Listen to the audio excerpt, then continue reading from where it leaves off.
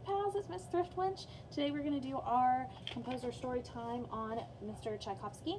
And I got really excited when I started listening to the sampler that I'm going to play for you guys because you will recognize this.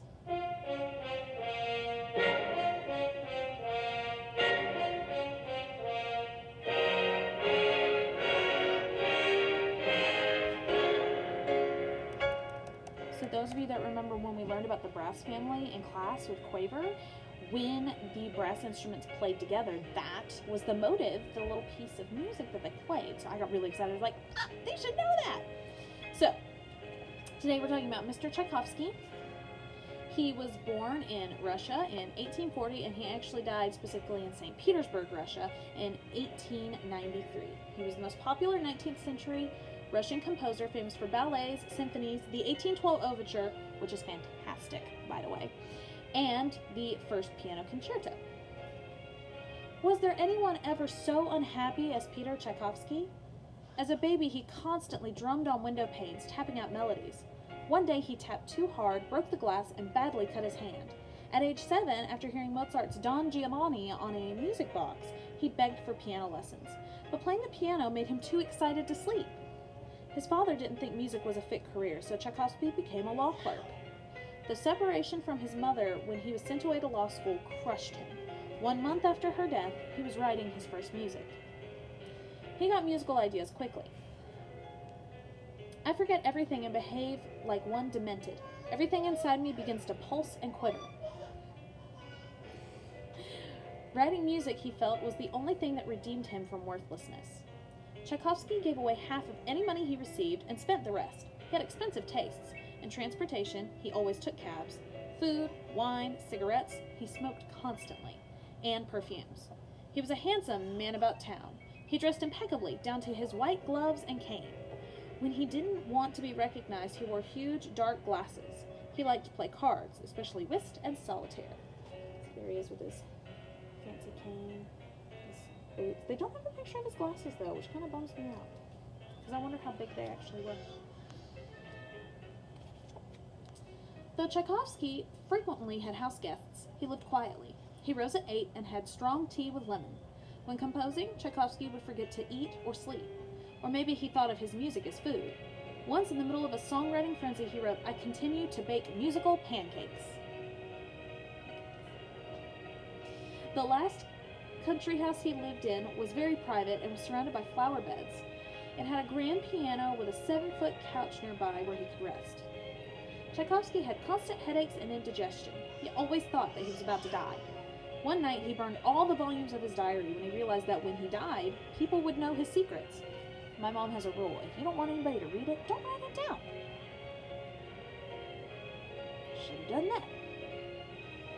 His most nerve-wracking time was when he had to conduct an orchestra. He was terrified of literally losing his head while conducting. So he would hold on to it with his left hand while beating time with his right. So, I thought I looked weird when I conducted. People say I look like a turkey.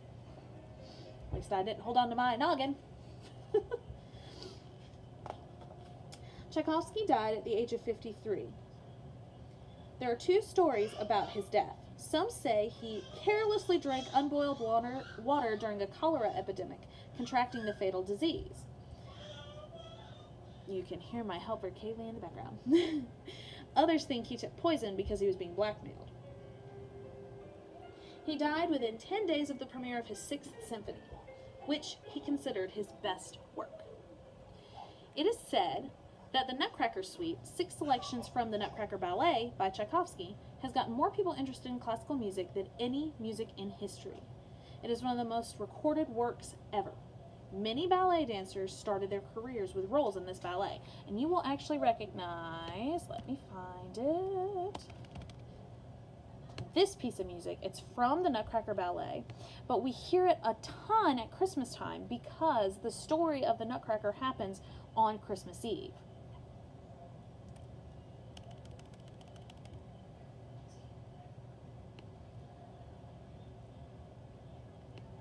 I don't even know if you can hear it.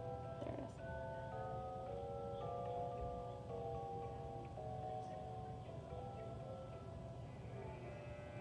So at some point you have heard a version of this, the Dance of the Sugar Plum Fairy, at Christmas. It gets played all the time. For some reason the rest of the Nutcracker Suite doesn't. This song has become synonymous with Christmas time because of the fact that the Nutcracker Ballet takes place at Christmas, and it's performed every Christmas. I mean, in Spartanburg, the Ballet of Spartanburg does it every single year. I've never gone to see it though, which makes me sad. Our last two notes.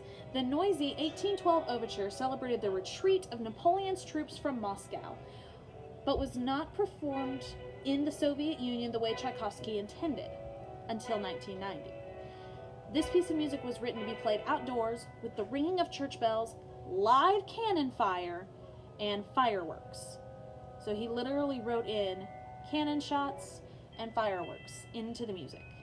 I've seen when orchestras have done this inside instead of cannons, because you can't have a cannon on stage. You can't do that. So I've seen where different sections of the orchestra, they'll have paper bags and they'll blow up the paper bags, and when it's time for the cannon to blow, to explode, they'll pop the bag. It's really cool. I'll have to find a video of it and share it on my Facebook page so we can see it. It's really fun. And then finally, Tchaikovsky was the conductor at the opening night of Carnegie Hall in New York City in 1891. But Tchaikovsky was unhappy there too. He cried all the time in his hotel room. So, Mr. Tchaikovsky, tomorrow we actually have a duo, Gilbert and Sullivan. So we will read about them together tomorrow. Be on the lookout for some grade level specific videos so that you can practice some things that we were talking about in class before everything happened and we had to go home for a while. I hope everybody's staying healthy and safe. I hope you are working hard on your e-learning. I know my son is working on his e-learning. It's a lot of work on mom too. So, yeah. But that's okay. We'll get through it together.